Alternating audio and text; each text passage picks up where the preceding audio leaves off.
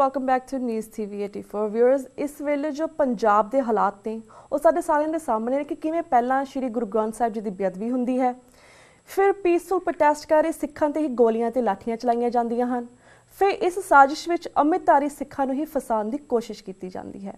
ਇਸ ਸੰਬੰਧੀ ਬਾਹਰ ਬੈਠਾ ਹਰ ਸਿੱਖ ਜਾਗਰੂਕ ਹੈ ਕਿਉਂਕਿ ਪਿਛਲੇ ਕੁਝ ਦਿਨਾਂ ਤੋਂ ਸਾਡੇ ਹਿਰਦੇ ਵਾਰ-ਵਾਰ ਬਲੁੰਦਰੇ ਗਏ ਨੇ। पंजाब दीयां प्राब्लम्स नूं दरपेश रख कल Guru Nanak foundation Silver Spring Maryland विखे पंथक इकट्ठ होया। अज असीं इस इकट्ठ संबंधी गलबात करांगे वाशिंगटन DC तो सिख प्रचारक सरदार सविंदर सिंह जी नाल, जिहड़े कि श्री हरमंदर साहिब जी दे हजूरी रागी भी रहे हन अते तबला वादक भी हन। इन्हां ने सिख संघर्ष दे विच भी काफ़ी योगदान पाया है। तो साडे नाल हुण जुड़ चुके ने भाई सविंदर सिंह जी फ्रॉम मैरीलैंड। जी वीर जी, वाहिगुरू जी का खालसा वाहिगुरू जी की फतेह। भैन जी वाहिगुरू जी का खालसा वाहिगुरू जी की फतेह जी। समूह TV 84 ਦੇ ਦਰਸ਼ਕਾਂ ਨੂੰ ਵੀ ਦਾਸ ਵੱਲੋਂ ਵਾਹਿਗੁਰੂ ਜੀ ਕਾ ਖਾਲਸਾ ਵਾਹਿਗੁਰੂ ਜੀ ਕੀ ਫਤਿਹ ਜੀ। ਵੀਰ ਜੀ, ਸਭ ਤੋਂ ਪਹਿਲਾਂ TV 84 ਦੇ ਦਰਸ਼ਕਾਂ ਦੇ ਕਿਉਂਕਿ ਤੁਸੀਂ ਪਹਿਲੀ ਵਾਰ ਰੂਬਰੂ ਹੋ ਰਹੇ ਹੋ, ਅਸੀਂ ਤੁਹਾਡਾ ਸਵਾਗਤ ਕਰਦੇ ਹਾਂ, ਵੈਲਕਮ ਕਰਦੇ ਹਾਂ। ਤੇ ਧੰਨਵਾਦ ਜੀ। ਹੁਣ ਵੀਰ ਜੀ, ਸਭ ਤੋਂ ਪਹਿਲਾਂ ਤੁਸੀਂ ਪੰਜਾਬ ਦੀਆਂ ਜਿਹੜੀਆਂ ਇਸ ਵੇਲੇ ਪ੍ਰੋਬਲਮਸ ਨੇ ਦਰਪੇਸ਼ ਨੇ ਪੰਜਾਬ ਨੂੰ, ਸਿੱਖਾਂ ਨੂੰ ਸਪੈਸ਼ਲੀ, ਉਹਨਾਂ ਤੇ ਸਾਡੇ ਵਿਚਾਰ ਲੈਣ ਚਾਹਾਂਗੇ। ਬਿਫੋਰ ਵੀ ਸਟਾਰਟ ਕਿ ਜਿਹੜੀ ਮੀਟਿੰਗ ਹੋਈ ਸੀ ਇਸ ਬਾਰੇ ਗੱਲਬਾਤ ਕਰਨ ਤੋਂ ਪਹਿਲਾਂ ਜਿਹੜੀਆਂ ਇਸ ਵੇਲੇ ਪੰਜਾਬ ਦੇ ਵਿੱਚ ਕਿਸ ਤਰ੍ਹਾਂ ਤੁਸੀਂ ਜਾਣਦੇ ਕਿ ਪਹਿਲਾਂ ਬੇਅਦਬੀ ਹੁੰਦੀ ਹੈ, ਫਿਰ ਸਿੱਖਾਂ ਨੂੰ ਹੀ ਇਸ ਦੇ ਵਿੱਚ ਫਸਾਇਆ ਜਾਂਦਾ ਹੈ, ਜਿਹੜੀਆਂ ਪ੍ਰੋਬਲਮਸ ਨੇ ਇਸ ਵੇਲੇ ਸਿੱਖ ਫੇਸ ਕਰ ਰਹੇ ਨੇ ਪੰਜਾਬ ਦੇ ਵਿੱਚ, ਇਸ ਤੇ ਤੁਸੀਂ ਕੀ ਵਿਚਾਰ ਰੱਖਦੇ ਹੋ? ਸਾਨੂੰ ਇਸ ਬਾਰੇ ਜਾਣਕਾਰੀ ਦਿਓ। ਮੇਰਾ ਭੈਣ ਜੀ ਵਿਚਾਰ ਹੈ ਰੀਤ ਕੌਰ ਜੀ, ਪੰਜਾਬ ਦੇ ਵਿੱਚ ਸਿੱਖ ਜਿਹੜੇ ਨੇ ਸਾਡਾ ਭਾਈਚਾਰਾ ਹੈ ਉਹ ਬੜੇ ਹੀ ਨਾਜ਼ੁਕ ਸਮੇਂ ਚੋਂ ਲੰਘ ਰਿਹਾ ਜੀ, ਖਾਸ ਕਰਕੇ ਇਸ ਸਮੇਂ ਵਿੱਚ ਕਿਉਂਕਿ ਸਾਡੀ ਲੀਡਰਸ਼ਿਪ ਜਿਹੜੀ ਹੈ ਉਹ ਹੁਣ ਵਾਹਿਗੁਰੂ ਦੀ ਮਿਹਰ ਹੈ, ਚਲੋ ਪਤਾ ਲੱਗ ਰਿਹਾ ਵੀ ਥੋੜਾ ਜਿਹਾ ਉਹ ਇਸ ਤੇ ਵਰਕ ਕਰ ਰਿਹਾ, ਵੀ ਉਹਨਾਂ ਦੀ ਇਕੱਤਰਤਾ ਹੋ ਰਹੀ ਹੈ ਜੀ।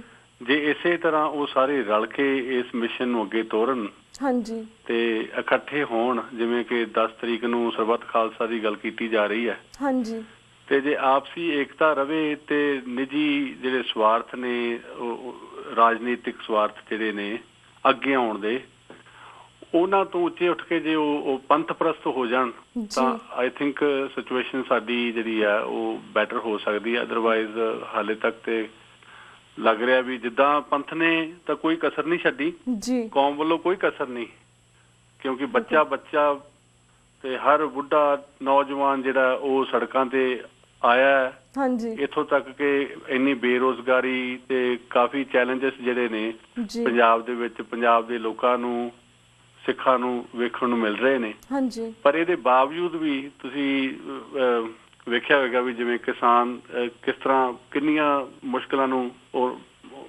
ਫੇਸ ਕਰ ਰਹੇ ਨੇ ਹਾਂਜੀ ਬਿਲਕੁਲ, ਪਰ ਫਿਰ ਵੀ ਉਹ ਕਈ ਦਿਨ ਜਿਹੜੇ ਸੜਕਾਂ ਤੇ ਬੈਠ ਕੇ ਧਰਨੇ ਦੇ ਰਹੇ ਨੇ ਜੀ ਤੇ ਗੋਲੀਆਂ ਖਾ ਰਹੇ ਨੇ ਬਿਲਕੁਲ ਜੀ।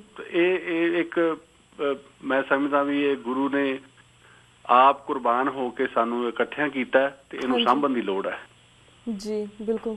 ਤੇ ਵੀਰ ਜੀ, ਜਿਸ ਤਰ੍ਹਾਂ Guru Nanak foundation Silver Spring Maryland ਵਿਖੇ ਵਾਸ਼ਿੰਗਟਨ DC ਦੇ ਜਿਹੜੇ ਗੁਰਦੁਆਰੇ ਅਤੇ ਹੋਰ ਪੰਥਕ ਸ਼ਖਸੀਅਤਾਂ ਦਾ ਜਿਹੜਾ ਇਕੱਠ ਹੋਇਆ ਹੈ ਪੰਜਾਬ ਦੀ ਜਿਹੜੀ ਕਰੰਟ ਸਿਚੁਏਸ਼ਨ ਦੇ ਉੱਪਰ, ਉਹਦੇ ਉੱਪਰ ਗੱਲਬਾਤ ਕੀਤੀ ਹੈ, ਇਹ ਕਿਵੇਂ ਰਿਹਾ? ਸਾਨੂੰ ਇਸ ਬਾਰੇ ਦੱਸੋ। ਭੈਣ ਜੀ, ਕੱਲ ਐਤਵਾਰ ਨੂੰ Guru Nanak foundation of America Silver Spring Maryland ਦੇ ਵਿੱਚ ਜੀ ਇਹ ਸੰਗਤ ਵੱਲੋਂ ਇਕੱਤਰਤਾ ਹੋਈ ਸੀ ਜੀ।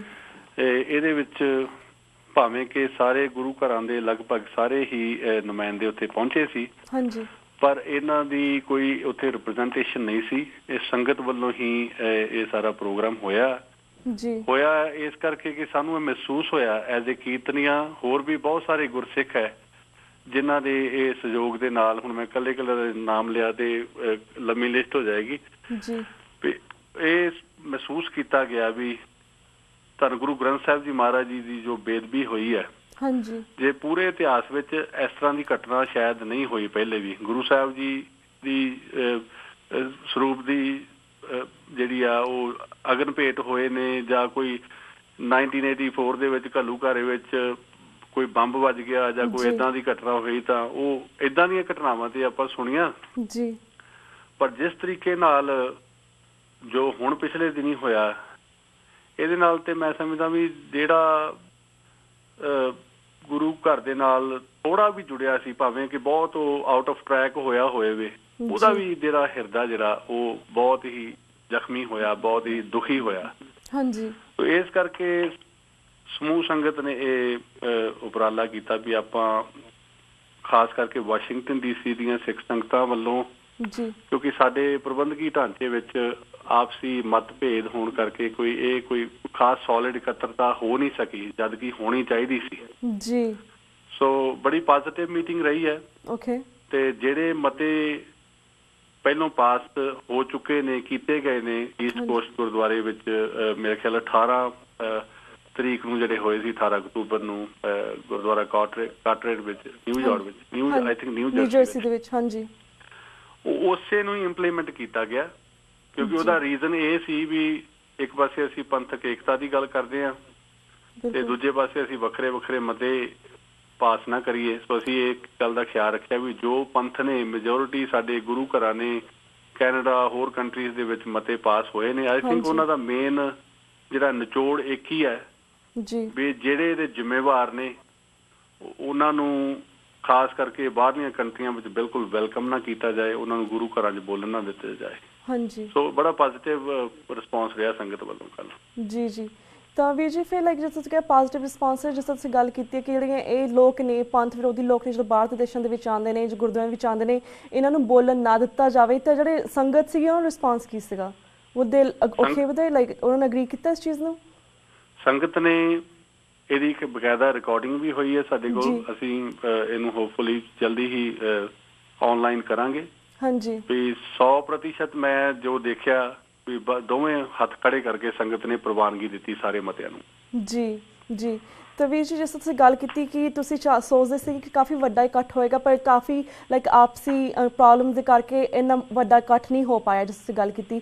ਇਸੇ ਤਰ੍ਹਾਂ ਜਿਸ ਤਰ੍ਹਾਂ ਹੁਣ ਸਰਬੱਤ ਖਾਲਸਾ ਬੁਲਾਉਣ ਦੀ ਗੱਲਬਾਤ ਕੀਤੀ ਜਾ ਰਹੀ, ਕਾਫੀ ਪੰਥਕ ਜਥੇਬੰਦੀਆਂ ਵੀ ਆਪਣੀਆਂ ਜਿਹਨਾਂ ਅਸੀਂ ਵੱਖ-ਵੱਖ ਸ਼ਖਸੀਅਤਾਂ ਨਾਲ ਗੱਲਬਾਤ ਕੀਤੀ, ਉਹ ਵੀ ਲਾਈਕ ਨਾਟ ਲਾਈਕ ਕਿ ਉਹ ਅਗੇਂਸਟ ਨੇ, ਪਰ ਉਹ ਨਾਲ ਵੀ ਨਹੀਂ ਚੱਲ ਰਹੇ। ਤੁਸੀਂ ਸਰਬੱਤ ਖਾਲਸਾ ਸੰਬੰਧੀ ਅਤੇ ਇਹਨਾਂ ਜਿਹੜੇ ਪੰਥਕ ਜਥੇਬੰਦੀਆਂ ਨੇ, ਇਹਨਾਂ ਦੀਆਂ ਸ਼ਖਸੀਅਤਾਂ ਨੇ, ਉਹਨਾਂ ਨੂੰ ਕੀ ਕਹਿਣਾ ਚਾਹੋਗੇ? ਮੈਂ ਉਹਨਾਂ ਨੂੰ ਇਹੀ ਪਿਆਰ ਨਾਲ ਉਹਨਾਂ ਦੇ ਚਰਨਾਂ ਵਿੱਚ ਬੇਨਤੀ ਕਰਾਂਗਾ ਜੀ ਕਿ ਇਸ ਟਾਈਮ ਜਿਹੜੀ ਕੀ ਹੈ ਨਾ ਸਾਡੀ, ਉਹ ਹੈਗੀ ਆ ਆਪਸੀ ਸਟਰੈਂਥ। ਹਾਂਜੀ। ਜਿੰਨੇ ਵੀ ਸਾਡੇ ਜਥੇਬੰਦੀਆਂ ਨੇ ਇਸ ਟਾਈਮ ਉਹਨਾਂ ਨੂੰ ਇਕਜੁੱਟ ਹੋ ਕੇ ਇੱਕ ਨਿਸ਼ਾਨ ਥੱਲੇ ਖੜੇ ਹੋਣ ਦੀ ਲੋੜ ਹੈ ਜੀ। ਤਾਂ ਹੀ ਅਸੀਂ ਕੁਛ ਨਾ ਕੁਛ ਹਾਸਲ ਕਰ ਸਕਦੇ ਹਾਂ। ਅਦਰਵਾਈਜ਼ ਸਾਡੀ ਖੁਆਰੀ ਹੁੰਦੀ ਰਹੀ ਹੈ ਤੇ ਗਾਹ ਵੀ ਹੁੰਦੀ ਰਹੇਗੀ। ਸੋ ਇਹ ਸਰਬੱਤ ਖਾਲਸਾ ਭਾਵੇਂ ਕਿਸੇ ਨੇ ਵੀ ਸੱਦਿਆ, ਭਾਵੇਂ ਉਹ ਅਕਾਲੀ ਦਲ ਅੰਮ੍ਰਿਤਸਰ ਨੇ ਸੱਦਿਆ ਜਾਂ ਸਾਰੀਆਂ ਜਥੇਬੰਦੀਆਂ ਨੇ ਰਲ ਕੇ ਸੱਦਿਆ, ਪਰ ਇਹਦੀ ਪੁਰਜੋਰ ਅਸੀਂ ਸਪੋਰਟ ਕਰਦੇ ਹਾਂ ਕਿਉਂਕਿ ਵੀ really want to make this very successful. ਬਿਲਕੁਲ ਬਿਲਕੁਲ ਜੀ।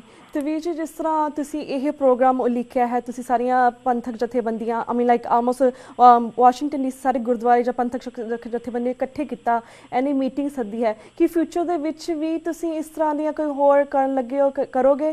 ਲਾਈਕ ਫਿਊਚਰ ਦੇ ਕੀ ਪਲਾਨਸ ਨੇ? ਫਿਊਚਰ ਦੇ ਵਿੱਚ ਜਦੋਂ ਪੰਥਕ ਦੇ ਉੱਪਰ ਜਿਹੜੀ ਪ੍ਰੋਬਲਮਸ ਨੇ ਉਸ ਦੇ ਉੱਪਰ ਤੁਸੀਂ ਕੀ ਕਰ ਰਹੇ ਹੋ?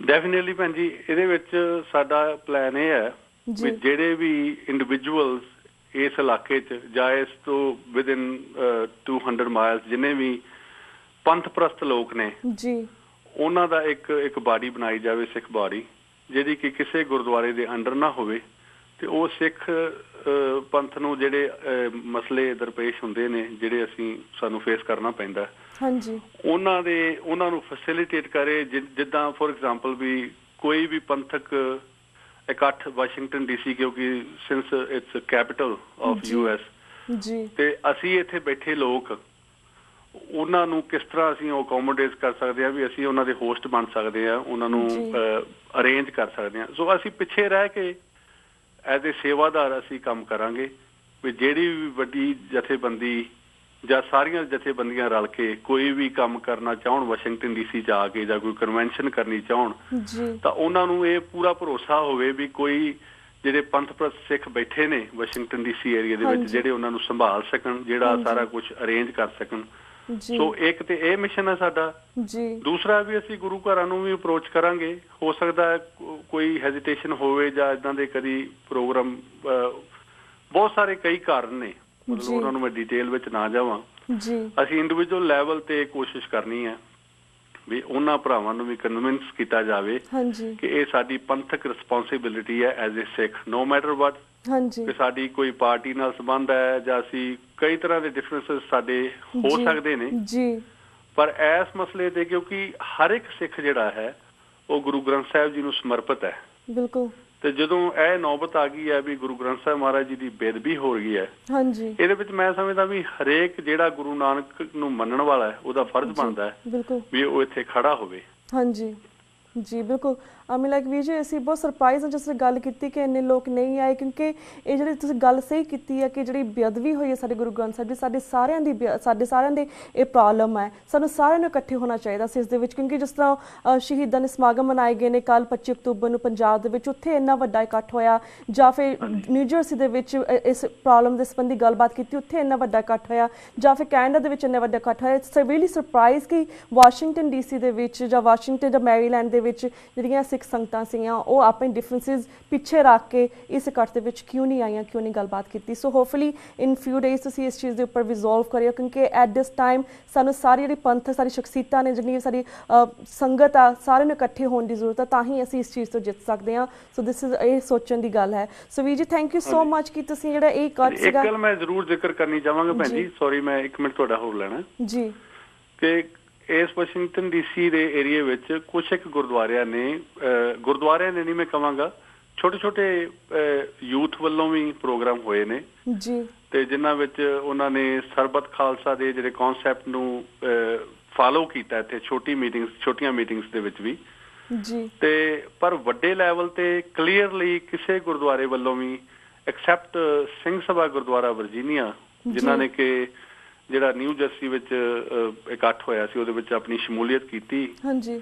ਤੇ ਕੁਝ ਇੱਕ ਗੁਰਦੁਆਰਿਆਂ ਦੇ ਉੱਥੇ ਨੁਮਾਇੰਦੇ ਗਏ ਵੀ ਹੈ, ਪਰ ਉਹਨਾਂ ਨੇ ਉਸ ਮਤੇ ਤੇ ਸਾਈਨ ਨਹੀਂ ਕੀਤੇ ਜਾਂ ਉਹਨੂੰ ਕਿਹਾ ਵੀ ਮੈਂ ਪਰਸਨਲੀ ਰਿਪਰੈਜ਼ੈਂਟ ਕਰ ਰਿਹਾ ਪਰ ਮੈਂ ਗੁਰਦੁਆਰੇ ਵੱਲੋਂ ਨਹੀਂ ਆ ਰਿਹਾ। ਸੋ ਬੜੀ ਉਹ ਕਨਫਿਊਜ਼ਨ ਵਾਲੀ ਜਿਹੜੀ ਸਿਚੁਏਸ਼ਨ ਕ੍ਰੀਏਟ ਕੀਤੀ ਹੈ ਜੀ। ਪਰ ਕੁਝ ਇੱਕ ਗੁਰਦੁਆਰੇ ਨੇ ਜਿਨ੍ਹਾਂ ਨੇ ਇਸ ਚੀਜ਼ ਨੂੰ ਸਮਰਥਨ ਦਿੱਤਾ ਹੈ। ਹਾਂਜੀ। ਤੇ ਹੋਪਫੁਲੀ ਮੈਨੂੰ ਲੱਗਦਾ ਹੈ ਵੀ ਜੇ ਇਸੇ ਤਰ੍ਹਾਂ ਸਾਰੇ ਗੁਰਸਿੱਖ ਇੱਥੇ ਕੰਮ ਕਰਨਗੇ ਤਾਂ ਸਾਰੇ ਗੁਰਦੁਆਰਿਆਂ ਦਾ ਇਕੱਠ ਆਪਾਂ ਨੂੰ ਫਿਊਚਰ 'ਚ ਵੇਖਣ ਨੂੰ ਮਿਲੇਗਾ। ਸੱਚੇ ਪਾਤਸ਼ਾਹ ਮਿਹਰ ਕਰਨ।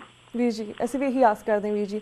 ਤੇ ਵੀਰ ਜੀ ਸਾਡੇ ਕੋਲ 30-40 ਸੈਕਿੰਡਸ ਰਹਿ ਗਏ ਨੇ ਐਟ ਦੀ ਐਂਡ, ਜਿਸ ਤੁਸੀਂ ਪਹਿਲੀ ਵਾਰ ਸਾਡੇ TV 84 ਦੇ ਦਰਸ਼ਕਾਂ ਦੇ ਰੂਬਰੂ ਹੋ ਰਹੇ ਹੋ, ਅਸੀਂ ਚਾਹਾਂਗੇ ਕਿ ਸਾਡੇ ਦਰਸ਼ਕਾਂ ਨੂੰ ਸੁਨੇਹਾ ਵੀ ਜ਼ਰੂਰ ਦਿਓ ਆਪਣੇ ਵੱਲੋਂ।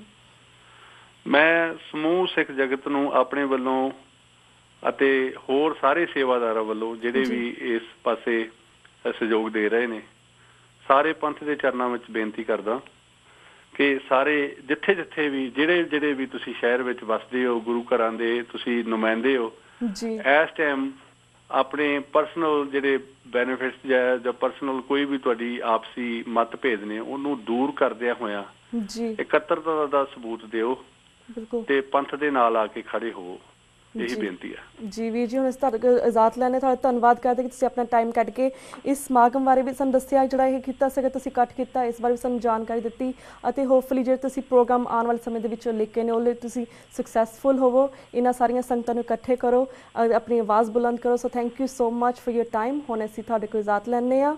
ਵਾਹਿਗੁਰੂ ਜੀ ਕਾ ਖਾਲਸਾ, ਵਾਹਿਗੁਰੂ ਜੀ ਕੀ ਫਤਿਹ। ਵਾਹਿਗੁਰੂ ਜੀ ਕੀ ਫਤਿਹ। ਵਿਊਅਰਸ ਇਸ ਦੇ ਨਾਲ ਅਸੀਂ ਤੁਹਾਡੇ ਕੋਲ ਇਜਾਜ਼ਤ ਲੈਂਦੇ ਹਾਂ। ਕੱਲ੍ਹ ਮਿਲਾਂਗੇ ਸੇਮ ਟਾਈਮ ਸੇਮ ਸ਼ੋਅ 'ਤੇ। ਤਦ ਤੱਕ ਲਈ ਵਾਹਿਗੁਰੂ ਜੀ ਕਾ ਖਾਲਸਾ, ਵਾਹਿਗੁਰੂ ਜੀ ਕੀ ਫਤਿਹ।